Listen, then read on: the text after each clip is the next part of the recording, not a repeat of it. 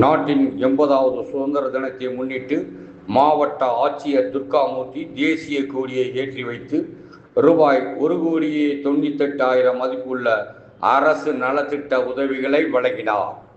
நாட்டின் 80வது சுதந்திர தினத்தை முன்னிட்டு திண்டுக்கல் மாவட்டம் விளையாட்டு அரங்கில் இன்று மாவட்ட ஆட்சியர் துர்காமூர்த்தி தேசிய கொடியை ஏற்றி வைத்தார். பின்னர் காவல்துறையினர், தீயணைப்புத்துறையினர், NCC மாணவரின் அணிவகுப்பு மரியாதையை ஏற்றுக்கொண்டார். அதனைத் தொடர்ந்து 3 வெண்புறாக்கள் மற்றும் கலர் பலூன்களை வானில் பறக்கவிட்டார்.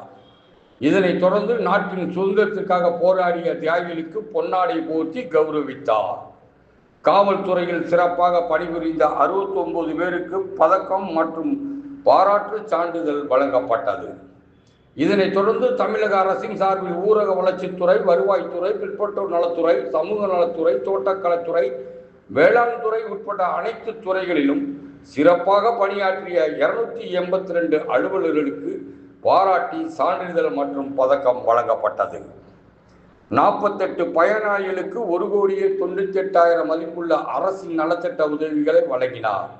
இதனைத் தொடர்ந்து பள்ளி மாணவ மாணவிகளின் கலை நிகழ்ச்சிகள் நடைபெற்றது. இந்நிகழ்ச்சியில் மாவட்ட காவல்துறை கண்காணிப்பாளர் ஜெயக்குமார், அரசு அதிகாரிகள் கலந்து கொண்டனர்.